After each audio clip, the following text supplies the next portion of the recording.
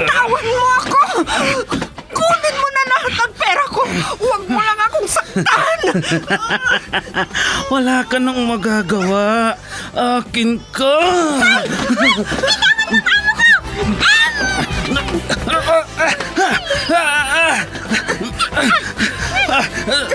Sino kang pumulupot sa likod ko? Bumaba ka dyan.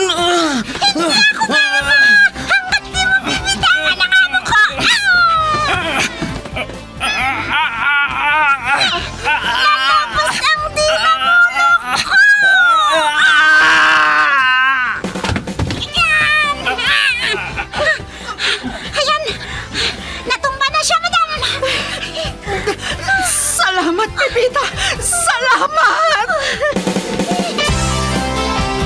Super Pipita, ang balikbayan na OFW, survivor mula Iraq, palaban sa hirap at nakahandang magsakripisyo sa ikabubuti ng karamihan, kabilang sa mga naturingang bagong bayani ng bansa.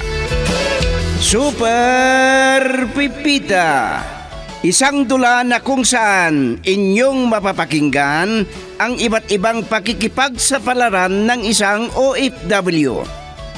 Super Pipita, mula sa Lovelet Artist and Talent Center Drama Productions, handog sa inyo ng #1 and most trusted radio network in the country, Bombo Radio Philippines.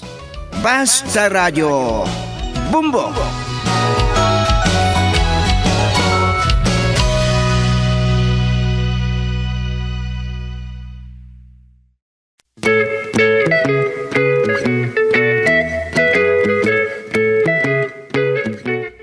Mula dito sa Lovelet Artist and Talent Center Drama Productions, ihandog sa inyo ng #1 and most trusted source of news and information, Bombo Radio Philippines. Ang unang bahagi ng isang linggong kasaysayan na pinamagatang "Sa'yo lang yan at akin din ito." Dito sa ating dula, Super Pipita.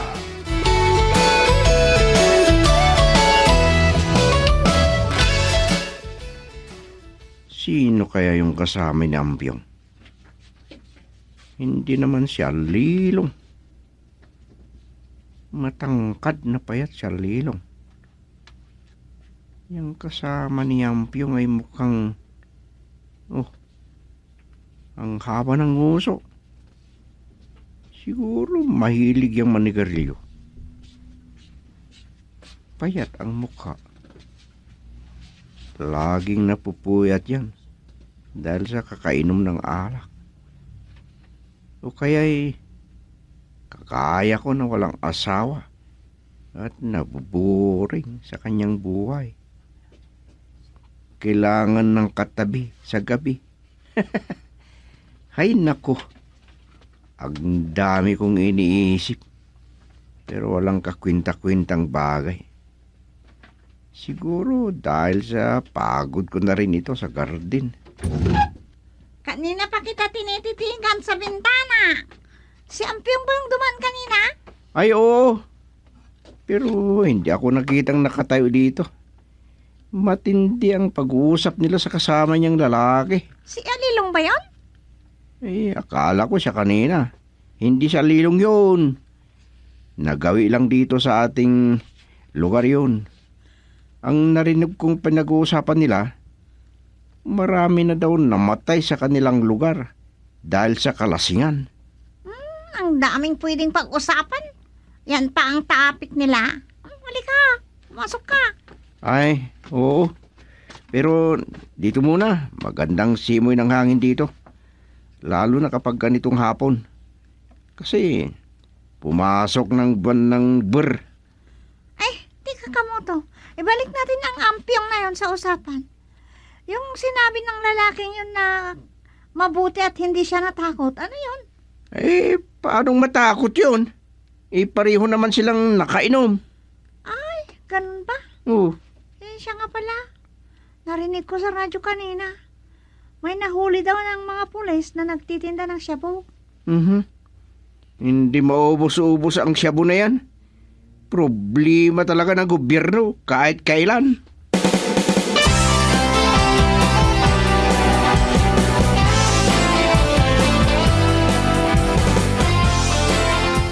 Kanina pa ako nandito sa bahay.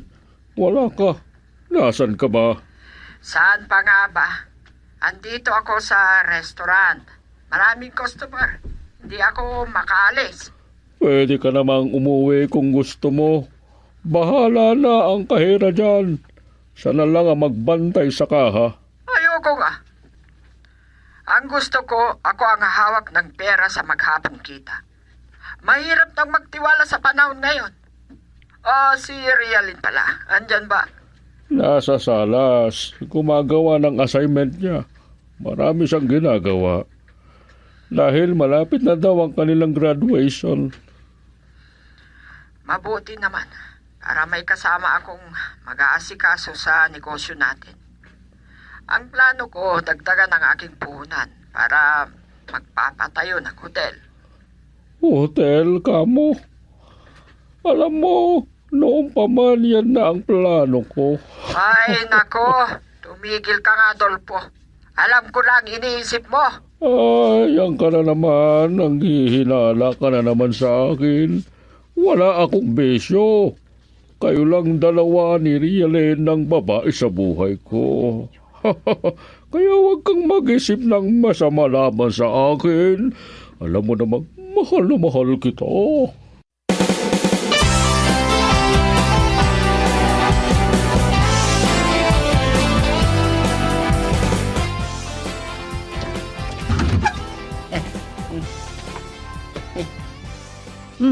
Grabe ka naman, Kuya Toto. Ginulat mo ako. Hindi ka man lang pumatok bago ka pumasok? Pasensya na. Si Uncle nandito ba, ha? Uncle daw. Papa, nandito si Kuya Toto. Hinahanap kayo. Toto. Ano? Kailangan mo na naman ng pera? Hindi pa ako nakasingil sa mga customer natin. Hindi yan ang ibig kong sabihin, Tito. May nadisgrasya sa may intersection. Hala, baka hindi pa siya nagkakamali ngayon. Ganun ba? Sige, halika. Puntahan natin. Baka maunahan pa tayo. Sayang ang kita, kaya bilisan mo.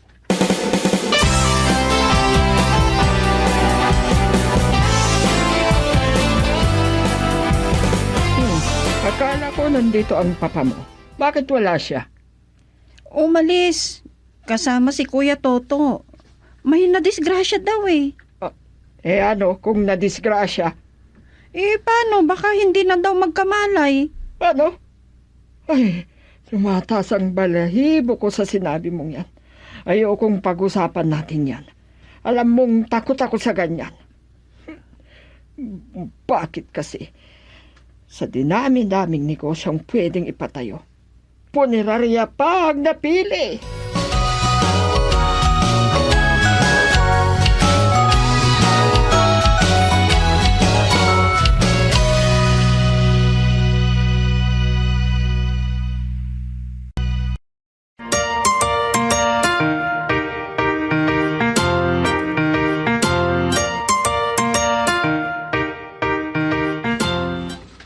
Ikaw talaga, kahit kailan, palpak ka. Akala ko na may customer na tayo. Sayang, Uncle. Bumalik kasi kaagad yung malay niya nung nadisgrasya. Pumalpak na naman yung maligno. Anong pumalpak ang maligno na sinasabi mo? Nung maliit pa ako, Uncle, palagi akong nakakarinig na may maligno doon sa intersection. At palaging kumukuha daw yung bantay doon. Pero, palpak siya ngayon. Sayang. Pera na, naging bato pa.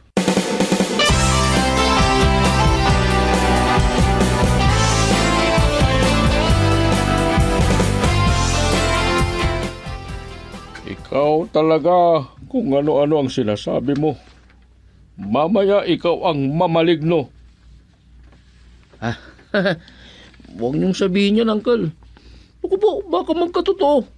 Masarap pa namang kumain ng kanin. Lalo na yung ulam na adobo na may taba ng baboy. Paborito ko yun. Huwag mong sasabihin yan kapag nakaharap si Eupemia. Tito, naalala ko tuloy nung nag-apply ako bilang kusinero dun sa restaurant. Sabi ko, ako na lang ang mamamalengke. Alam ko kung saan ako kukuha ng karne at mga taba ng baboy. Ay, huwag mo nga akong pinagbibiro ng ganyan. Alam mo naman ang ugali ng asawa ko. O sige, ubusin mo na yung alak para makauwi na tayo. Ay, ayoko sanang uminom ngayon pero napilitan lang ako. Palpak ka talaga kahit kailan.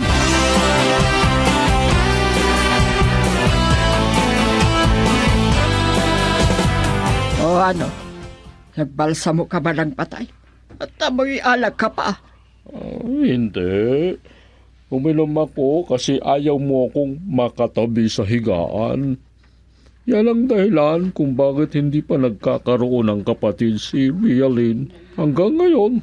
Huwag mong painitin ang ulo ko. Gusto mo bang itulak kita hanggang mahulog ka sa kama? Ikaw naman, naalala ko lang kasi. Nabigo akong magkaroon ng junior.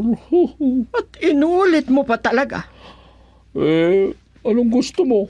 Anong pag-uusapan natin ngayon?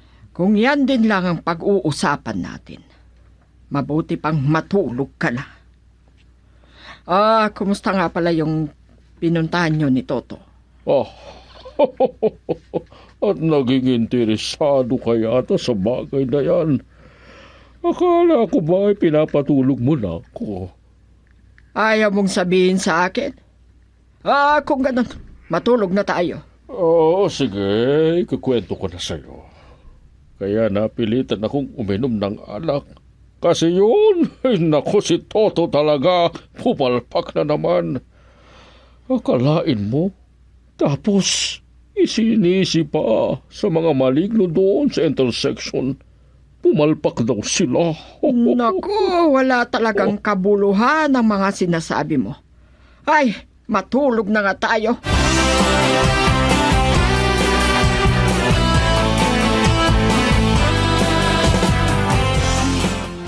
Salamat at maaga akong nagising.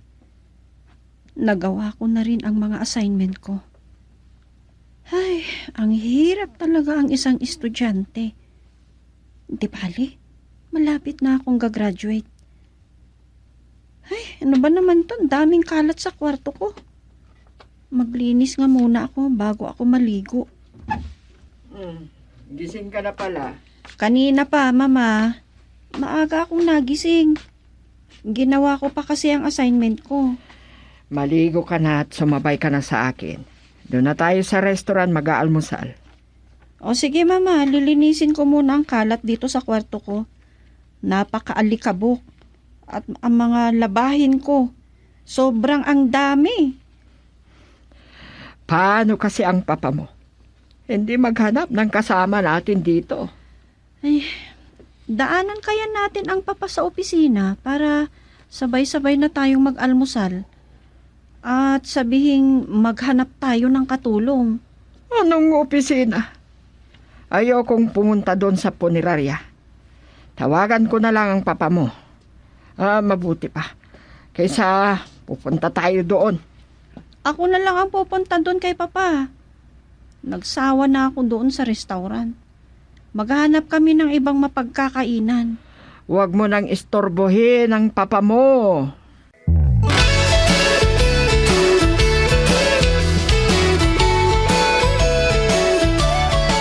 May pupuntahan pa daw si Kulas.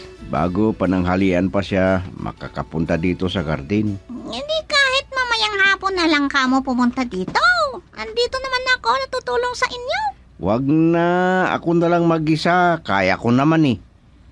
Mas gusto ko pang walang makakausap para hindi ako madisturbo sa aking trabaho.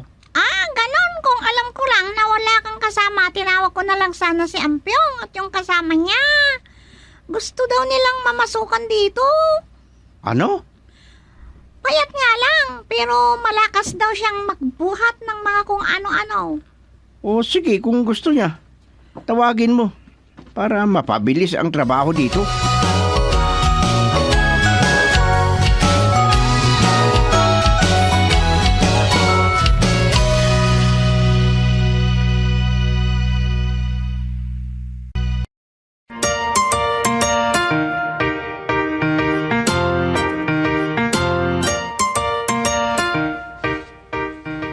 Sa dami ng iniisip ko, hindi ko na maalala ang kumain. Altang na. Ito yung pinagsamang almusal at tanghalian. Idagdag mo na ang merienda. Oh, mag-isa ka yata. Nagmaneho ng piyoni si Toto. Anong piyon eh? Ay, bumili ka na naman ng bagong sasakyan. Ano ka ba naman? Matagal na yun. Yun ang kauna-unahang binili ko nung magkasama na tayo. At ginawa Huwag ko... mo nang ituloy ang sasabihin mo. May sasabihin ako sa iyo. At makinig kang mabuti. Gumawa ka ng paraan para magkaroon tayo ng kasama sa bahay. Oo nga ano. Sige, huwag kang mag-alala. Bukas na bukas din. Maghahanap ako.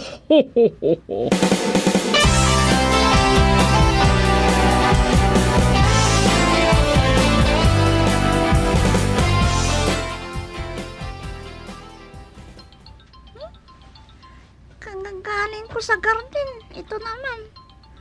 May tumatawag. Di pa ako nakapahinga.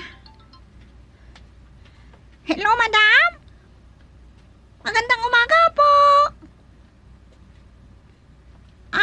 Ganun po ba? Ay, salamat naman kung may mapasukan ulit ako. Opo. Sa madaling panahon, madam. Pwede, bukas na lang. Pwede, bukas. Opo, madam. Ihanda ko lang na kailangan na dadaling ko. Sige po. Salamat. Bye-bye. Ay, parang sundalo ang magiging amo ko Parang kidlat ang agency na yun. Agad-agad ang gusto. Baka makatagpo na naman ako ng among matapang. Ay, huwag naman sana.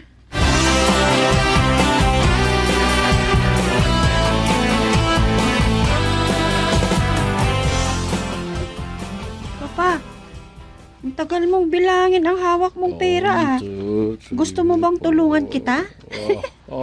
Yan. Tapos na. Nabilang ko na.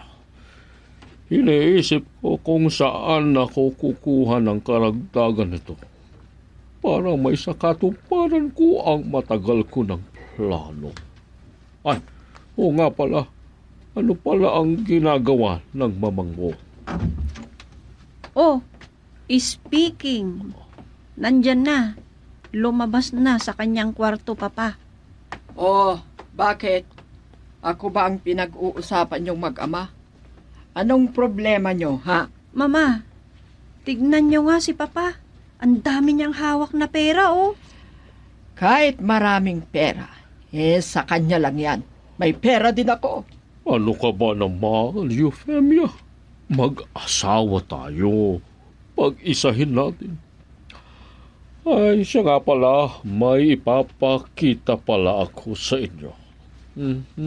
No. Ha? Yan. Papa, plano ng bahay ang hawak ninyo, Tama ka. Matagal na itong plano ko. 3 palapag ang ipapagawa ko sa bahay natin. Marami kang pera. Asensado ang negosyo mo. Sa katunayan, kulang nga ang pera ko. Kaya paghatian natin ang gastos. Bakit nyo pa dadagdagan ng palapag ang bahay natin? Malaki na nga eh. Tatatlo lang naman tayo. Pang-apat si Kuya Toto. Gusto ko kasi yung modernong bahay. May roof deck at paglalagyan ko ng showroom para sa iba't ibang klase ng kabaong.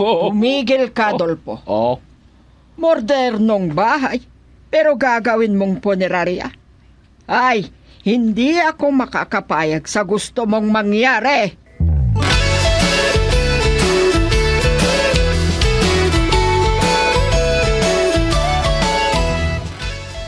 Magkakatulong ka na naman? Kailan ka luluwas? Sabi ng nakausap ko sa Marapait Agency, ang gusto rin na magiging amo ko as soon as possible.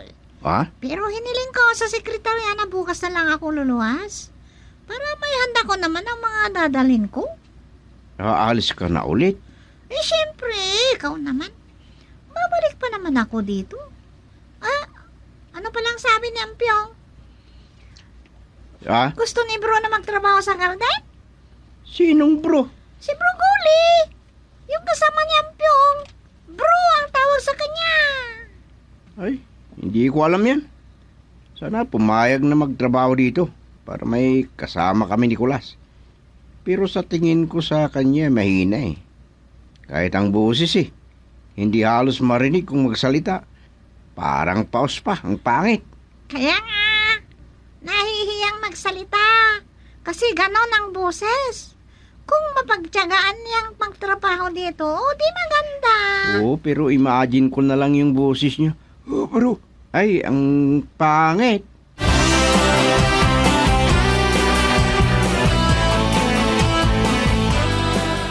Talagang ganito ng buhay ko. Iwan at datnan na lang ni Pipita. Sabagay, nasanay na rin ako dito. Hindi tatagal, aalis naman siya. Laging tinatawag. Wala naman kasing ginagawa. Pero paano kaya yung plano nilang tatlo nila, Marina at Martina? Hindi naman na natuloy. Pero darating din siguro ang araw na matutuloy din yon. E di, antayin. Tignan natin.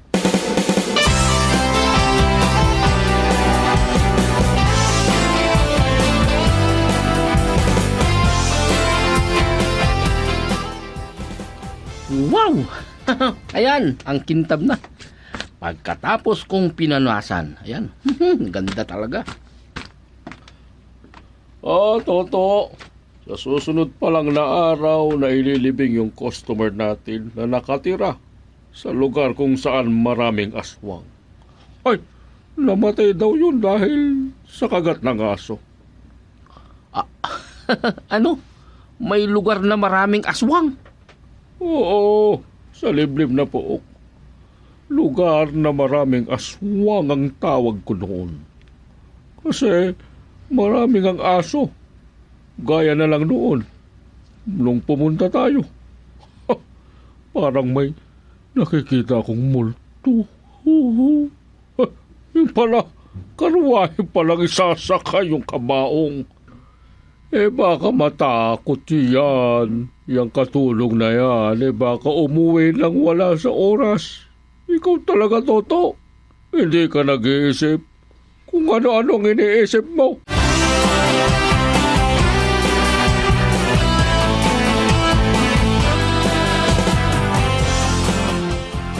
Ay, salamat. Nakaligo na din ako. Presko na ang pakiramdam ko. Pinawisan ako ng sobra dahil sa paglilinis ko sa aking kwarto. Talagang napakadumi. Oh, Mama, nandito na pala kayo. Ay, nanghihina ako sa init ng ulo ko. Kung ano-ano ang naiisip ng papa mo. Nagsisisi ako kung bakit siyang naging asawa ko. Ano ba naman yung mga sinasabi mo kay Rialen, Eupemia? Papa, Huwag mo nang salubungin ng init ng ulo si Mama. Hoy, Dolpo. Para sabihin ko sa iyo, makinig kang mabuti. Mula sa araw na ito, pera mo lang ang pera mo. At ganon din ako. Walang pakialamanan. Mama!